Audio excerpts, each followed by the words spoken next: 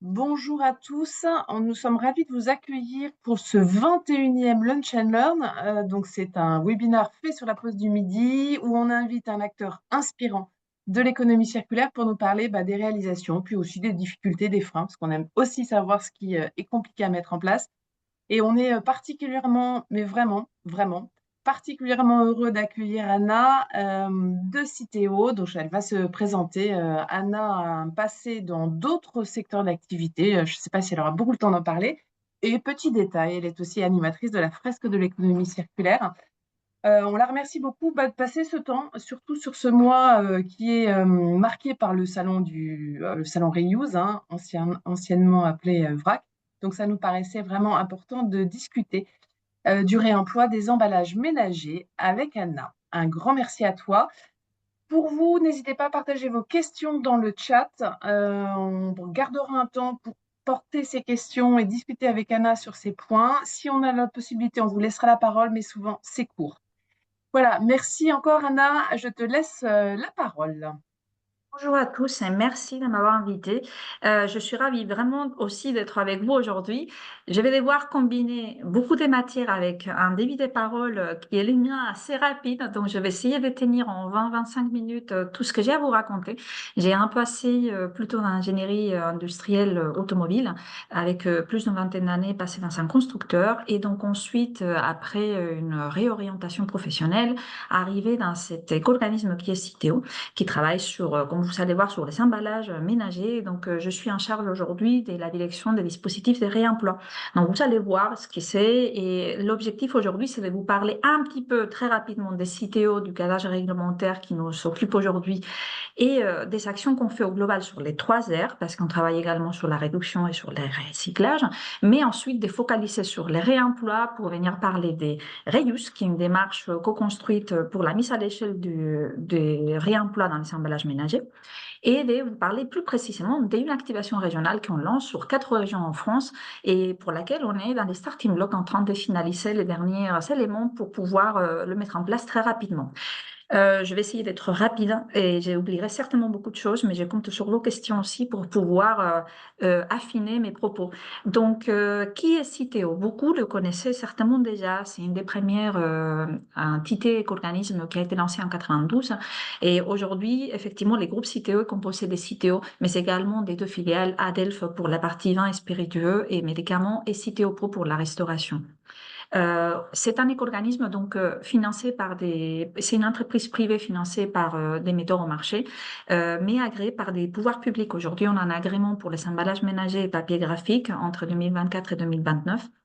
Et donc, pour Citeo Pro, c'est un agrément différencié pour les emballages de la restauration qui vise à évoluer aussi avec les nouveaux cahiers des charges qui va arriver sur les emballages professionnels, qui intègrent les emballages de restauration et industriels et commerciaux.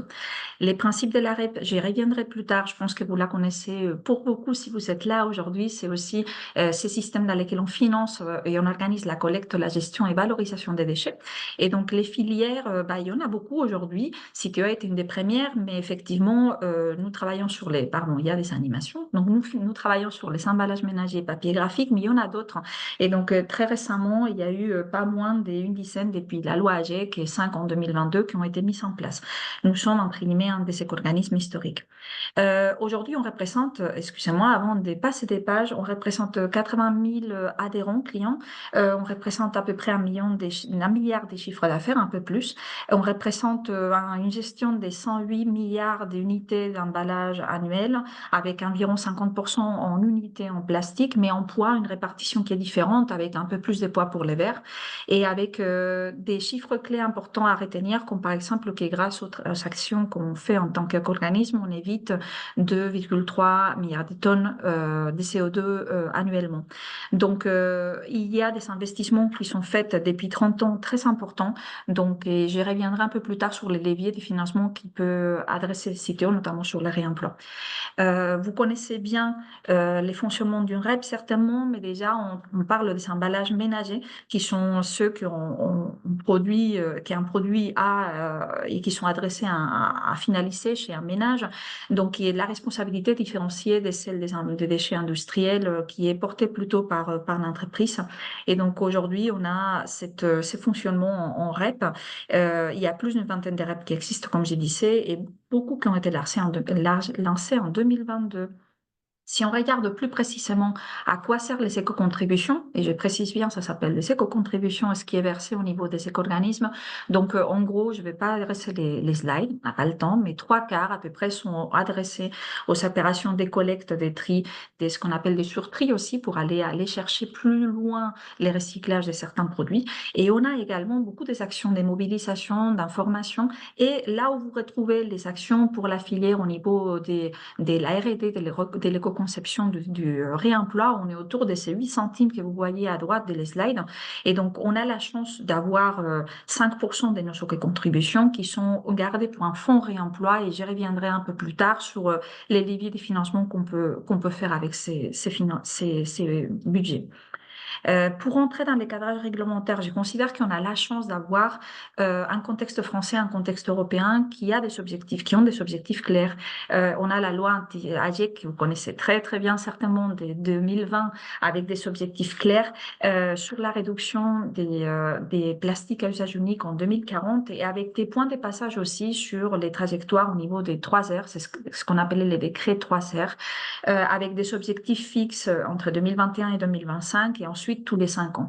On a également la loi climat et résilience qui existe, qui donne des compléments sur les recyclages et les réemplois. Je ne vais pas m'arrêter plus là-dessus, mais si on fait un focus juste sur les réductions, effectivement, la fin des plastiques à l'usage unique est prévue en 2040 avec un point de passage des réductions des emballages de plastique à usage unique prévu en 2025 par rapport à 2018 des 20%.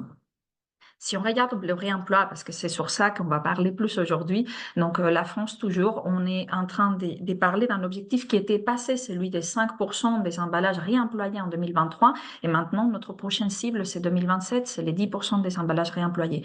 On est loin encore de cet objectif. Les résultats réels de l'Observatoire du réemploi et la réutilisation de l'ADEME qui ont été communiqués en T4 de l'année dernière, en octobre, montrent qu'on est à moins de 1,5% des emballages réemployés en 2023. En emballage réemployé, pour que ça soit clair pour tout le monde, on parle bien d'un emballage qui a déjà effectué un tour et qui revient d'un sous-boucle des mises sur les marchés. Donc, c'est-à-dire qu'on est en train de parler de quelque chose qui a déjà tourné une première fois. Et c'est bien sur ça qu'on est attendu en termes d'objectifs. Évidemment, ces cadrages-là, c'est le cadrage France, que vous savez dans ces slides un peu plus détaillés, mais il y a une cohérence avec les cadrages européens, avec la PPWR, qui malgré tout a un contexte un peu différent. En France, on est plutôt sur l'ensemble des emballages ménagers, réemployés, mis sur les marchés, c'est ce que vous voyez en haut à 10% en 2027, alors que sur la partie PPWR, nous avons plutôt une obligation en 2030, et cette fois-ci des 10%, mais que sur les boissons non alcoolisées, alcoolisées, dans les emballages réutilisables, réemployables. Et donc, toujours un objectif à 2040 avec la diminution, la fin des emballages de plastique usage unique. Donc, ces cadrages-là, vous le connaissez certainement, mais c'est celui qui nous anime au quotidien. Donc, on sait qu'il y a tout un objectif lié à cette réglementation, mais également une conviction qui nous amène aujourd'hui à chez Citeo à travailler sur une stratégie de 3 R. Historiquement, on a beaucoup travaillé sur les recyclages et on continue à le faire. Vous continuez de voir qu'il y a 3 quarts des éco-contributions qui sont orientées au bac jeune. Mais en parallèle, il y a quand même des actions émergentes depuis quelques années sur la réduction dont je vais vous parler très rapidement et sur le réemploi. Et c'est important et on y croit et on traite les 3 en parallèle, puisqu'on verra qu'il y a certains secteurs d'activité qui permettent d'être traités avec les réemplois, d'autres un peu moins. On a quand même une transition qui est en train de se faire sur certains secteurs d'activité et c'est ce qu'on vise à faire avec l'expérimentation dont je vais vous parler. Mais effectivement, il y a tout un travail parallèle sur l'éco-conception, sur la recyclabilité des emballages qui reste, dont je ne ferai pas aujourd'hui un focus parce qu'on n'a pas le temps, mais qui est extrêmement important et sur laquelle nous travaillons encore au quotidien sur les filières de recyclabilité, des recyclages réels existants pour chacun des matériaux. Donc, je ne m'arrêterai pas là-dessus aujourd'hui, mais néanmoins, j'insiste bien sur le fait qu'on travaille sur les 3 leviers. Et donc, nous rajoutons volontairement toujours, on parle du 4e R qui est celui des ressources. Donc, nous travaillons toujours sur aussi sur cette introduction des matières recyclées, sur l'origine de la matière, sur la filière sur laquelle on va pouvoir travailler. Un de mes collègues pourrait vous parler beaucoup plus en détail de cette partie ressources, mais néanmoins, aujourd'hui, on focalise sur les réemplois. Et pour les leviers de la réduction, je tenais quand même à vous les présenter parce qu'il est important de se dire que Citeo travaille également là-dessus.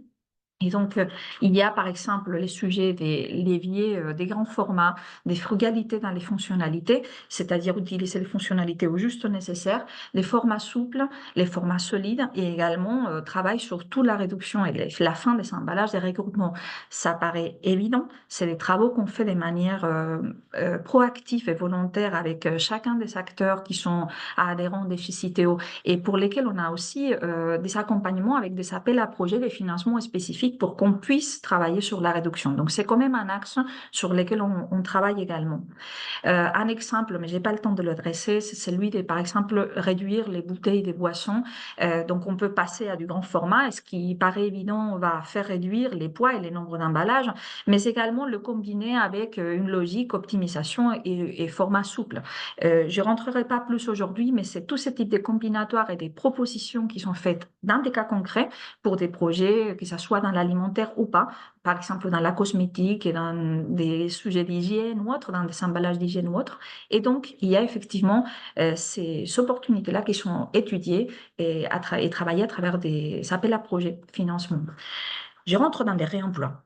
Donc, cette fois-ci, je vous parle rapidement de l'ensemble de types de réemplois. Vous connaissez très bien les vracs. C'est le produit qui est vendu sans emballage et donc et qui est en quantité choisie par le consommateur. Mais également, et c'est sur celui-là que je vais vous parler aujourd'hui, c'est celui des les réemplois des préemballés, dans lesquels c'est traité par l'industriel, c'est rempli par l'industriel et il y a derrière une réutilisation, un réemploi pour ces types d'emballages. Il y a la recharge également. On vient d'en parler juste à l'instant avec les formats souples. Également, il y a cette question-là qui est travaillée au niveau de la réduction. Aujourd'hui, on va focaliser sur les préemballés, mais néanmoins, on a des actions sur l'ensemble. Nos piliers de travail chez Citeo, c'est de travailler sur le développement de la connaissance autour du réemploi, c'est d'accompagner les collectivités et les adhérents clients et également de construire des filières performantes. Et les filières performantes, c'est les sujets rayeux sur lesquels je vais vous parler, mais il ne faut pas oublier qu'on fait des actions de développement des connaissances, on sort des documents que vous retrouverez sur notre site web. La page, elle est un peu ancienne, mais il y a des documents au quotidien sur les études consommateurs qui ont été faites, il y a eu des analyses des cycles de vie comparatifs qui ont été faites, il y a un guide sur les enseignements de chacun des projets. Là, par exemple, c'était un peu ancien, celui qui est dans les slides, mais on vient de sortir aussi les bilans de l'appel à projet 2023.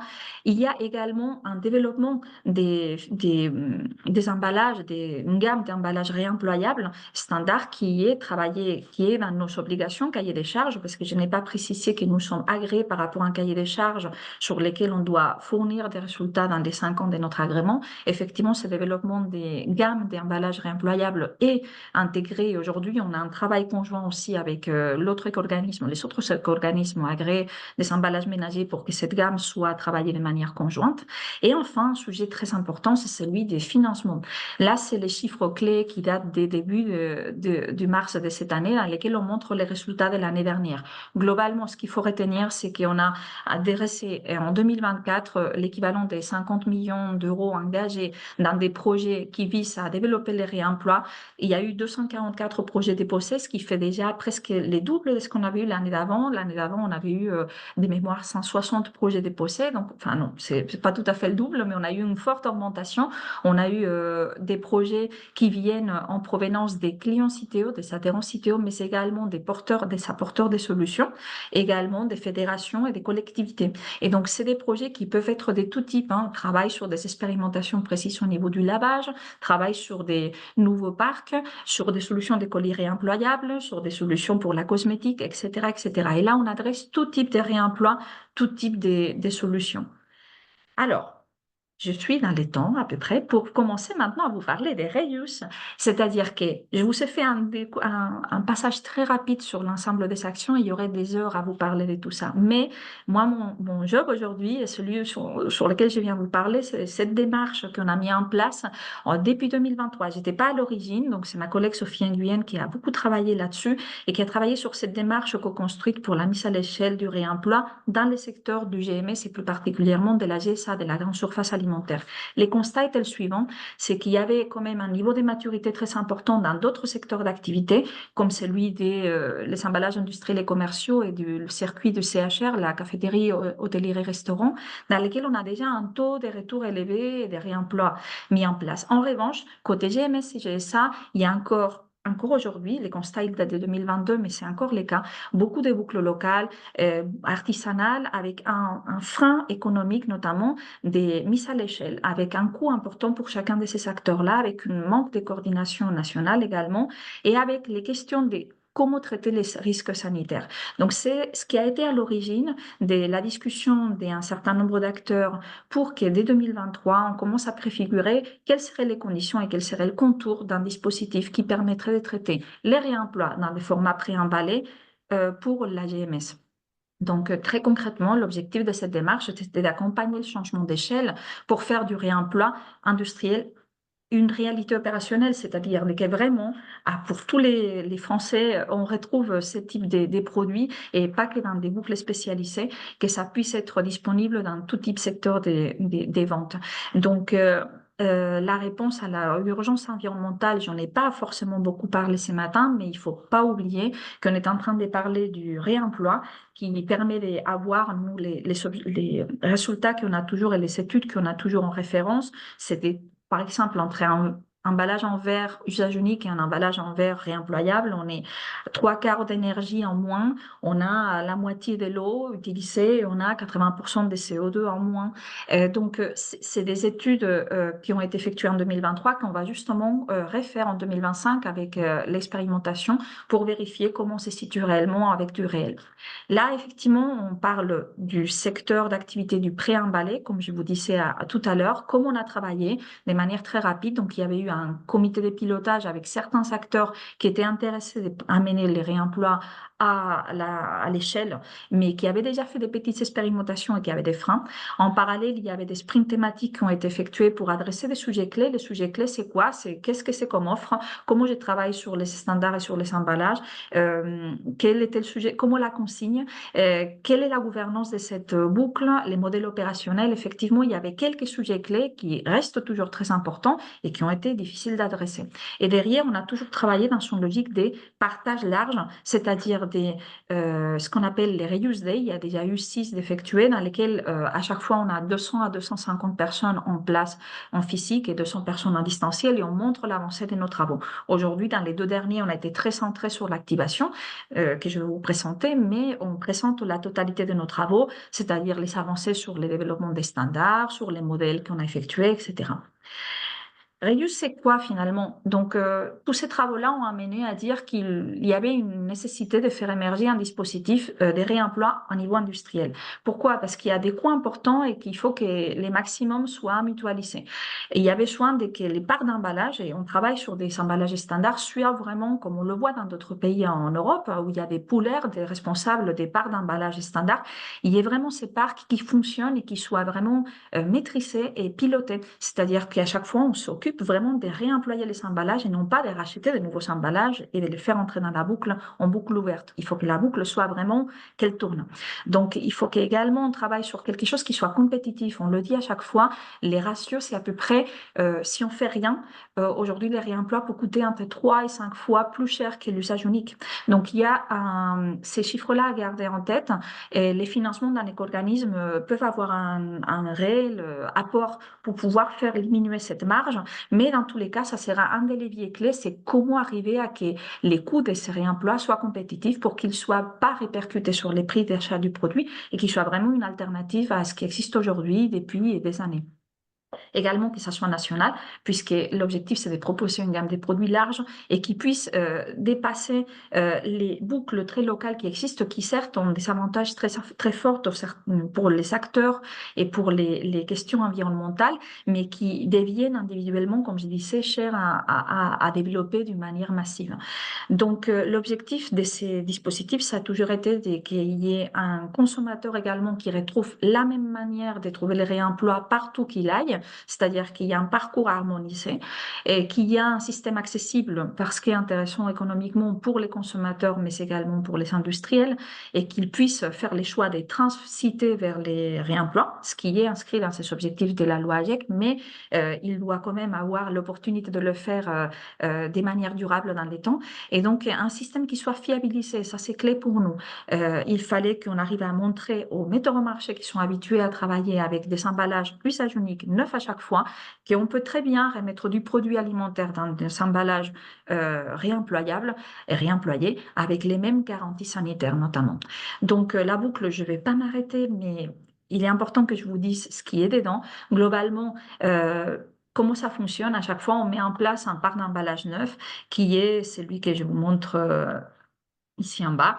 Il est conditionné chez les industriels, ensuite amené sur les lieux de vente. Jusqu'à là, rien d'exceptionnel. Les produits sont vendus consignés. Donc, je ne l'ai pas précisé, mais la consigne est un point clé pour cette boucle, puisqu'on considère qu'il y a un fort lien avec les taux de retour et avec la valorisation aussi de ces parcs qui a une valeur.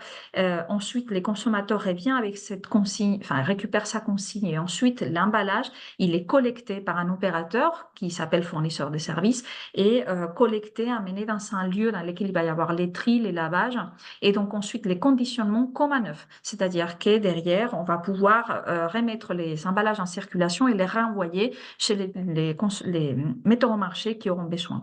Dans les systèmes qu'on est en train de concevoir, il y a les deux. Il y a emballage standard et emballage aussi marque.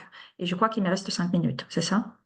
Oui, écoute, prends le temps qu'il faut. On essaie de finir à 30 pour laisser la place de questions. Moi, j'avais une petite question, Anna. Quand tu dis on met en place les parcs, est-ce que c'est vous qui êtes possesseur et qui financez le parc, au moins pour la partie standard ou pas? Est-ce que tu... Oui, Ouais, je vais y venir. En fait, cette d'accord. question-là, en fait, nous, on a agi d'une manière où on a mis pour cette phase d'activation qui nous occupe actuellement et ce qui ne prédispose pas, ce qui ne prédéfinit pas ce qui sera fait par la suite pour les nationales. Nous sommes les responsables et les acheteurs de ces parcs d'emballage. On est en train d'acheter les parcs d'emballage standards auprès des verriers. Donc, actuellement, c'est notre quotidien. On fait des vagues, des productions, on les récupère, on les stocke et donc, dans quelques jours, ils vont être mis à disposition des fournisseurs de services. Il y a déjà eu des productions qui ont été faites avec. Donc voilà. Mais votre volonté n'est pas forcément de rester, de devenir un vrai pooleur. C'est une action qui reste encore à définir pour les nationales, puisqu'effectivement, il y a un rôle opérationnel, il y a un rôle aussi de financement associé. Donc, ça restera une des questions ouvertes pour les nationales par la suite. Ok. Donc là, je vais y venir. Effectivement, l'activation régionale dont je vous parle depuis tout à l'heure, c'est quoi? Il y a eu une demande des deux ministères, ministère à la transition écologique et le ministère de l'Industrie également en fin 2023, dès qu'on puisse travailler sur cette préfiguration et proposer quelque chose rapidement. Évidemment, ce système est fait pour être national, mais on voit qu'il est important à mettre en place et qu'il faut qu'on arrive à tester aussi, à voir à grande échelle qu'est-ce que ça représente et quels sont les points faibles et s'il y a des choses à améliorer. Donc, on est vraiment dans une logique test and learn aussi. On a lancé dans 4 régions de la France. Je pourrais vous expliquer les raisons des choix, mais je ne m'arrête pas là-dessus aujourd'hui. Donc, 16 millions d'habitants touchés dans ces 4 régions, environ 30 millions d'emballages qu'on a mis à disposition, c'est-à-dire que nous, on a la capacité, on a adressé une production jusqu'à 30 millions d'emballages standards, mais il va y avoir une répartition légèrement différente entre les standards, les emballages marques et des emballages type Ressourac et Réemploi qui sont des emballages type standard également. La durée va être de 18 mois jusqu'à fin 2026. Et donc aujourd'hui, les produits qu'on est en train d'adresser sont en train de se référencer au fur et à mesure. Les marques qui travaillent avec nous sont nombreuses, donc vous les voyez dans les slides, mais l'objectif, c'est pas de vous dire qu'il y aura tout de suite des références de tous ces producteurs-là. Néanmoins, c'est tous les producteurs avec qui on travaille. Comme vous voyez, c'est des boissons alcoolisées, non alcoolisées, de l'alimentaire et donc des enseignes qui vont être ceux qui vont héberger les points de collecte. Parce que je n'ai pas préciser encore ce qu'on va mettre en place dans les points de collecte et j'y arrive. Les rôles des CTO a été très différents, je pense, à celui qu'on a fait par le passé. On est passé d'un financement à travers des appels à projets, des appels d'offres, etc., à un rôle un peu plus opérationnel et coordinateur. Et donc, j'ai eu l'honneur de pouvoir travailler sur ce sujet depuis un an dans lesquels c'est comme un puzzle dans lequel on a la mise à disposition d'infrastructures. D'un côté, effectivement, on est en train d'acheter les machines et les mettre à disposition des points de collecte. On a produit les emballages standards et on les met à disposition de l'opérateur fournisseur de services qui va s'occuper de la gestion des stocks et de la proposition auprès de l'ensemble des metteurs au marché. Il y a les magasins qui vont pouvoir récupérer ces emballages vides et l'objectif, c'est que ça soit un dispositif interopérable, c'est-à-dire que vous, en tant que consommateur, vous pouviez amener l'emballage chez un ou chez l'autre en fonction de où vous achetez ou si vous avez un à plus à proximité. Donc, il y a un maillage qui vise à être dense. Aujourd'hui, on va commencer avec 750 points de vente qui seront installés dans les mois, dans les semaines à venir. L'offre, c'est multiformat. On commence avec des bouteilles. Il y aura des pots également en 2026. Et ensuite, on a identifié un opérateur de cette boucle qui gère toutes les opérations de collecte, de tri et de lavage, mais également la gestion des stocks et des emballages. La consigne, ce n'est pas simple. Il y a la question des montants et des modalités. Si j'ai le temps, je vous parle une minute, mais également les parcours consommateurs. C'est-à-dire que il est important que le consommateur, quand il arrive, il retrouve toujours la même chose, toujours de la même manière. Donc, j'ai un slide pour vous montrer ce qu'on a mis en place, si j'ai le temps. Donc, l'offre, je vous le montre rapidement, des références standards que vous voyez en haut à droite, 6 références dans la phase d'activation. Les timings ne sont pas bons. Finalement, on va démarrer avec la bouteille goulot large et avec la bouteille ambrée des bières 75 centilitres qui sont déjà produites et qui sont déjà proposées aux producteurs. En parallèle, les pots vont arriver plus tôt en 2026 et les deux autres bouteilles, donc la 33 centilitres, la goulot et 3, dans les semaines et mois à venir. Il y a les équivalences des emballages qui sont déjà utilisés dans des boucles locales qui sont également acceptées. Et donc, on propose à ces metteurs au marché d'évoluer vers des emballages standards par la suite. Nous avons des machines qui sont en cours de production, qui sont très belles, qui vont avoir cette charte graphique violet, orange et qui commencent déjà à être installées dans les magasins. Donc, il y a déjà des plannings. Toutes les semaines, on a de nouvelles machines qui sont installées. Il y a également des machines manuelles qui sont proposées pour faire la déconsignation, c'est-à-dire c'est comme un terminal de carte bleue et vous pouvez rendre vos emballages, mais ça nécessite une action humaine de la part des acteurs dans les magasins. Les lavages, c'est un point clé. Je ne vais pas beaucoup l'adresser parce qu'on n'a pas le temps, mais clairement, on a travaillé également sur une mise en conformité des centres de lavage et on propose un financement important des 70% des dépenses éligibles. Il y a eu 5 lauréats l'année dernière on a nommés. En mars de cette année, on a finalisé la procédure et donc ils pourront faire évoluer les centres de lavage pour augmenter dans les niveaux de conformité attendus pour réponse dans cette boucle locale. Et donc, également, on a identifié les points de collecte à travers une procédure appel à manifestation d'intérêt. Les opérateurs de la boucle qui s'appelle Go Réemploi, qui est un ensemble d'acteurs opérationnels entre des acteurs lavage, entre des acteurs qui travaillent sur le système SI, une coordination transversale. Et comme je disais, ils vont avoir une charge importante. Ils vont travailler pour certaines choses pour les comptes des CTO parce que les emballages nous appartiennent en termes de standards, mais ils vont avoir toute la gestion des stocks, toute la gestion de la boucle aval. À partir de la collecte des emballages, c'est eux qui viennent collecter, qui viennent les amener après en lieu de tri et de lavage et assurer ces niveaux de lavage qu'on a évoqués. La charte graphique, très rapidement, les réflexes gagnants du réemploi qui va être adossé à différents endroits, sur les lieux de vente, sur les emballages également, avec des vignettes spécifiques et avec un URL qui est spécifiquement demandé par la loi aussi sur la identification des points de collecte. C'est-à-dire que vous aurez en tant que consommateur un lieu dans lequel vous pouvez aller chercher les points de collecte qui sont disponibles, dans lesquels vous allez pouvoir rendre les emballages. La campagne Juste comme ça, nationale. Yana, on a Oui. vu sur tes slides le 10 centimes et le 20 centimes. Tu peux Alors, nous en dire un mot? oui, oui. Alors, donc pour la consigne, j'avais un slide expressément. C'est un sujet délicat. Donc, c'est un sujet sur lequel constate qu'il y a un arrêté officiel de 2001. Je pense que voilà, il était là. Donc, la consigne, déjà, il y a qu'est-ce que c'est la consigne? Donc, c'est une obligation de restitution du conditionnement. C'est-à-dire, c'est quelque chose c'est un gage de retour. Donc, cette consigne aujourd'hui, les flux financiers, nous avons pris ce rôle-là aussi de gestion des consignes avec une chambre qui des compensations qui fait l'équilibrage. La consigne en soi, il y avait beaucoup de questions, elle n'est pas soumise à la TVA. Sur les montants, ils sont adressés par l'arrêté du 1er août 2001 sur les taux de consignation dans les secteurs des boissons. L'exemple que vous avez en bas à droite, c'est l'exemple qui existe aujourd'hui dans la loi. Vous cherchez sur Internet et vous trouvez l'arrêté.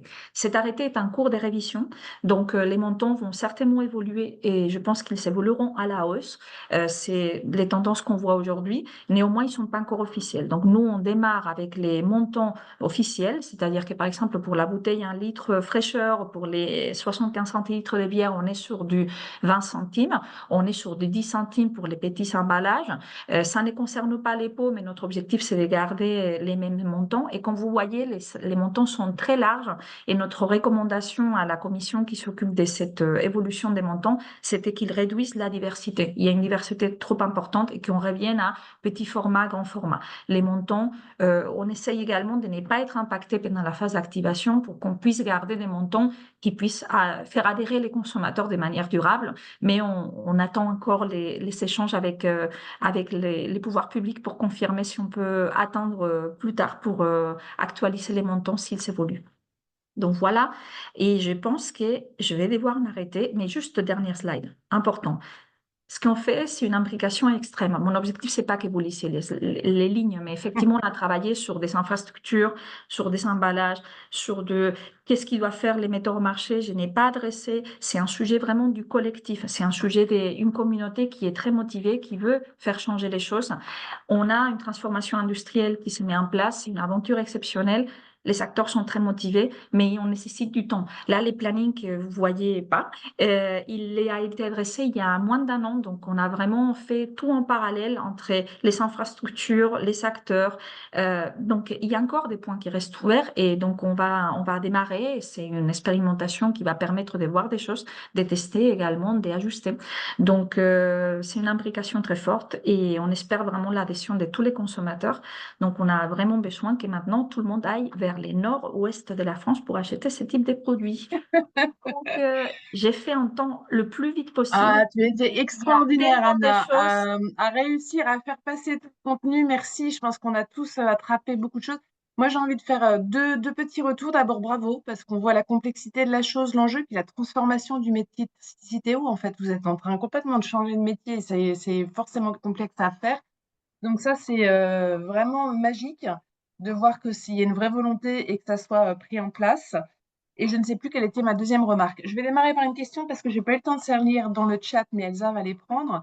Moi, ce qui m'interpelle toujours, c'est le pouvoir de la standardisation. Et j'avais envie que tu nous parles un petit peu des freins ou pas, d'ailleurs, des industriels à passer à cette standardisation quand on sait l'importance de l'emballage primaire qui peut prendre de la place chez les marques. Il y a quand même, je pense qu'il y a plusieurs cas de figure et ils sont tous entendables. On a beaucoup d'acteurs qui sont vraiment en attente forte de ces standards et donc clairement ceux qui n'avaient pas adressé et qui n'avaient pas des emballages réemployables parce qu'aujourd'hui la réemployabilité des emballages elle n'est pas aujourd'hui certifiée dans beaucoup d'emballages qui existent déjà dans les marchés. Si vous demandez est-ce que tel ou tel emballage est réemployable, est-ce qu'il a un certificat? Parfois, il est validé verrier exclusivement, ou parfois, il n'y a rien. Donc, effectivement, il y avait une attente forte du marché. Ce qu'on voit arriver, c'est qu'il y a énormément des acteurs qui sont en attente de ces emballages et qui vont passer vers les emballages standards. Je ne vous ai pas dit leur petit nom, il s'appelle Aircure. Donc, c'est la gamme Aircure. Et donc, après, pour les industriels qui avaient déjà des lignes industrielles, qui ont investi dans des lignes industrielles, des emballages réemployables, qui sont des emballages marques, quelle que soit leur marque. Donc, il y a cet investissement qui nécessite aussi un amortissement. Donc, certains nous montrent leur intention de passer vers les emballages standards.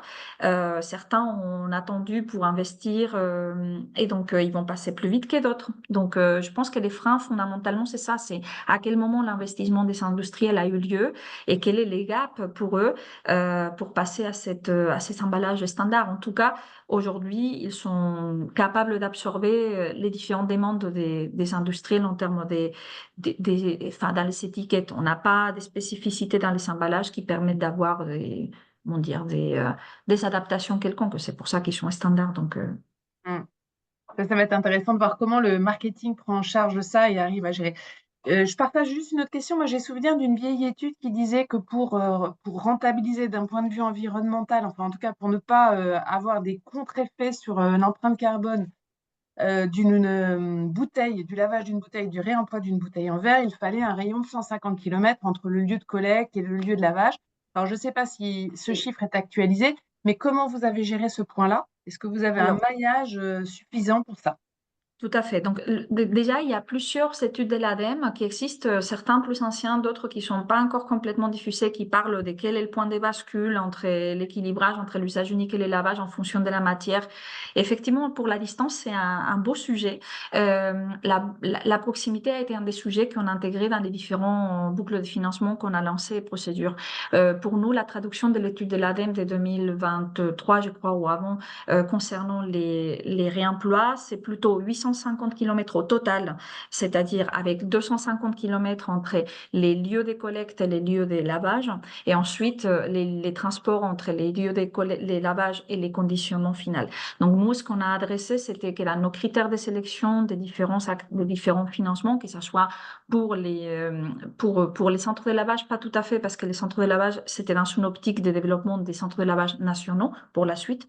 Mais dans les contextes de l'opérateur, on lui a demandé expressément qu'il y ait ces rayons qui soient respectés, en fait. Donc, et on sait qu'il y a des cas particuliers de certains metteurs au marché, minéraliers ou autres, qui ont des distances plus importantes à parcourir. Donc, il faudra les analyser au cas par cas. Mais notre préconisation, c'est vraiment qu'il y ait ces rayons qui soient respectés. Ok, Elsa, est-ce que tu as des questions du chat à partager ou des questions de toi? Ouais, il y a plusieurs questions. Tu as répondu une partie là sur le sujet de la géographie et du coup de l'opposition densité des villes et ruralité peut-être du maillage des supermarchés.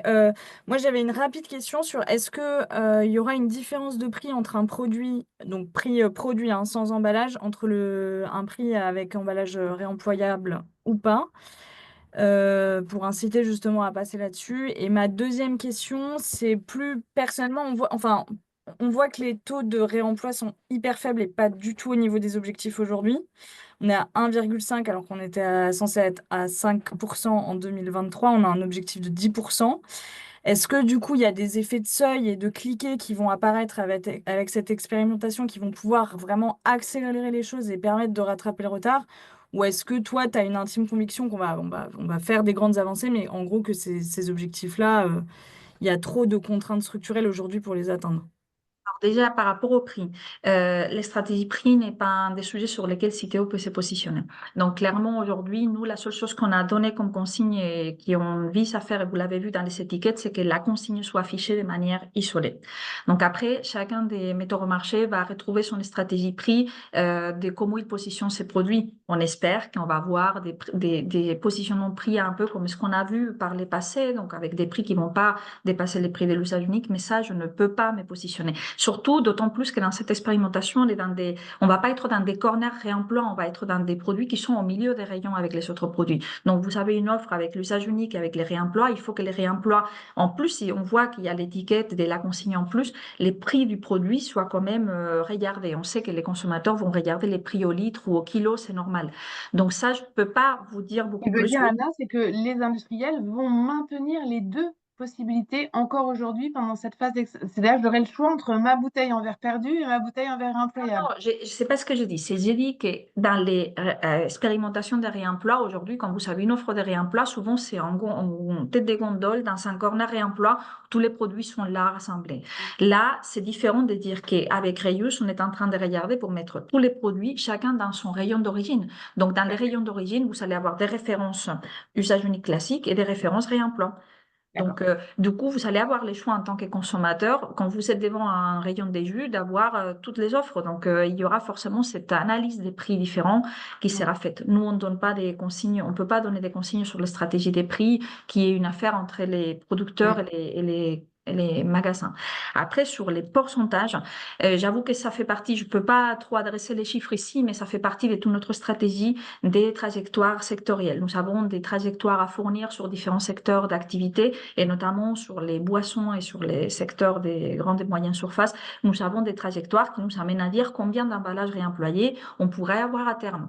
Donc, pas plus tard qu'il y a 15 jours, on a adressé les nouvelles estimations au niveau des pouvoirs publics.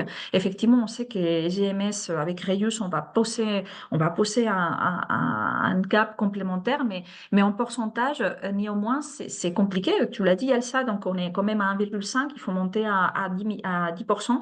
Les volumes sont considérables. Néanmoins, je préfère parler d'une autre manière. C'est aujourd'hui, si vous regardez les baromètres de Resovrac et Réemploi de 2023, les chiffres étaient 13 millions d'emballages collectés dans l'année, dont 12,5 millions lavés à peu près, des mémoires. Aujourd'hui, avec Reus, notre objectif, c'est qu'on soit, les chiffres qu'on a donnés, c'est entre 25 et 30 millions d'emballages mis sur les marchés à l'année, donc avec un taux de retour qu'on espère de 50%, ce qui est déjà énorme. Pour les expérimentations, c'est nettement plus faible souvent. Et donc, on amènerait dès la première année à doubler les volumes d'emballage qui se retrouvent aujourd'hui en France. Après, vraiment, il faut que tout se passe bien, que les consommateurs soient au rendez-vous aussi. Mais en termes de pourcentage, on a fait les calculs, ça se verra. Mais on ne peut pas te dire qu'avec Reus uniquement, on arrivera à 10%. On fait des actions sur beaucoup d'autres secteurs aussi pour que ça puisse monter partout et pas uniquement dans la GMS. Un taux de retour de 50%, c'est déjà fort. Beaucoup, Euh, beaucoup, oui. ouais. En fait, Et par rapport, alors, notre cible, c'est 85. Notre cible, c'est à maturité qu'il soit 85. Aujourd'hui, on voit que les expérimentations qui sont des petites tailles, des petits volumes, parfois ne sont pas à 50%. Donc, notre objectif, c'est qu'avec toute l'homogénéisation et la lisibilité du parcours consommateur, avec cette information en magasin qui est cohérente, avec des machines, avec l'incitation aussi de la consigne, ça permet de faire venir un minimum d'un emballage sur deux. Si on est à plus, je serais ravie de vous le dire dans quelques mois, mais c'est notre objectif aujourd'hui. parce que les expérimentations dans d'autres pays, je pense notamment à l'Allemagne, ont des taux de retour qui sont quasi, alors j'ai pas les chiffres précis, mais c'est des taux de retour bien supérieurs à 50%. Sûr. Et tu me parles d'un pays qui a 30 ans de maturité dans Et le ouais, réemploi. bien sûr. J'étais en Lettonie en fin d'année dernière et la Lettonie, en 2 ans, des systèmes de consignes ont réussi à monter des plus de 20 ou 25%. Donc, les gaps peuvent se faire très vite, hein. Mais là, on part d'expérimentation des petites boucles et on passe à un système qui est un peu plus de celui qu'on voit dans d'autres pays en mode national. Donc, on espère qu'on va pouvoir faire ces gaps-là aussi dans les taux de retour. Super Il y a, intéressant. il y a Ouais, une vas-y, question Elsa. dans le chat sur le rôle et l'implication des collectivités. On sait que historiquement, c'est quand même un sujet énorme pour les collectivités, la gestion de déchets. Est-ce que tu peux nous parler de justement comment c'est reçu, comment vous avez travaillé ensemble? Ils sont très actifs et ils sont très demandeurs d'être dans la boucle et de pouvoir travailler avec nous. Clairement, il y a un double enjeu. Il y a plusieurs enjeux. Les collectivités effectivement, le sujet des déchets remonte parce que certains me posent la question de s'il peut y avoir un taux de transfert aussi du bac jaune vers les réemplois, mais c'est pas la question qui remonte le plus parce que vous voyez que les volumes sont encore faibles par rapport à ce qu'on a en face. Mais c'est surtout l'engagement par rapport des acteurs territoriaux qui existent, des acteurs des réemplois, des acteurs de lavage et donc, comment ils peuvent nous soutenir? Donc, concrètement, comme on a travaillé avec eux, on fait des interventions à différentes instances qui peuvent exister par région. Notamment, on a un accompagnement plus formel avec les 4 régions d'activation avec lesquelles je les ai rencontrés la première fois, je crois, en juin de l'année dernière. Et ensuite, on fait des réunions pour les tenir au courant de l'avancement. Ils vont être des ambassadeurs pour nous, des soutiens. On fait également des points de présentation à l'ensemble des régions de la France. Donc, et en parallèle, pour les chantiers, les stratégies à plus moyen terme, on a de toute façon toujours les régions et les collectivités avec nous. Donc, ils sont avec nous, ils sont plutôt informés, ils vont être des leviers, des ambassadeurs, qui vont pouvoir communiquer, nous aider dans ces lancements qui arrivent bientôt. Et tu disais que l'initiative, donc, elle a été notamment coportée par le ministère de l'Industrie et de l'Environnement. Est-ce que du coup, il y a une évaluation plus d'un point de vue économique, création de valeur et d'emploi qui est adossée à l'évaluation d'impact aussi environnemental du projet? Pour l'instant, on n'a pas été questionné sur ces sujets-là, à ma connaissance. On adresse des bilans, des trajectoires et des hypothèses surtout de comment ça va adresser les taux de réemploi.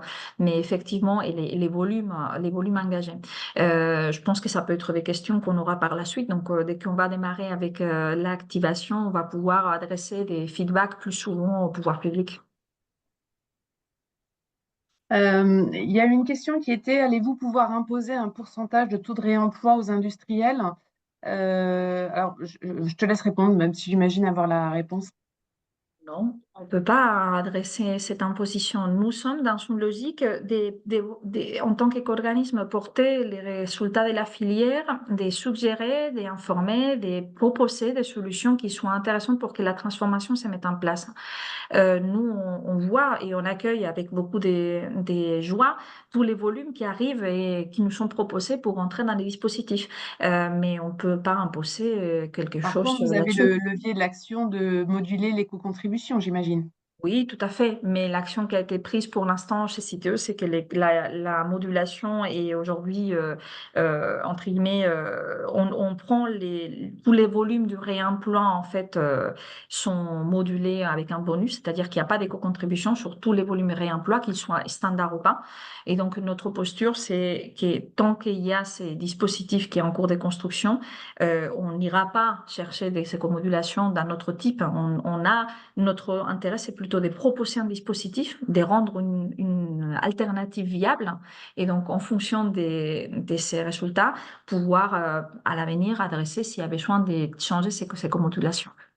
Je crois qu'on va finir là, même si moi, je pense qu'on pourrait tous continuer encore une demi-heure. On a l'impression que tu nous as donné le maximum de ce qui était donnable à 45 minutes. Anna, vraiment un grand merci pour vous. J'ai envie de finir par le dernier mot, de dire si on veut que ça marche et que les industriels s'y mettent, ben, c'est à nous de jouer le jeu, consommateurs, hein. Donc, on va tout faire pour que ça marche. Je pense qu'on est tous très motivés pour y aller. Anna, grand, grand, grand merci. Continuez, continuez, continuez. Et on continuera à prendre des nouvelles de tous ces projets qui nous passionnent. Un grand merci à toi et un merci à tous ceux qui ont participé. Merci, Beaucoup à tous. Anna. Merci. Allez acheter des produits, hein. On est d'accord. Réemployables. Réemployables. Bon courage pour la dernière ligne droite. J'imagine que le mois est dense. Et Oui. puis, bah, pour ceux qui viennent au salon Reuse Expo, vous en saurez bien plus sur cette initiative parce que Citeo aura un grand stand. Oui, tout à fait. On peut se retrouver les 26, 27 sur place. À bientôt. Merci, Anna.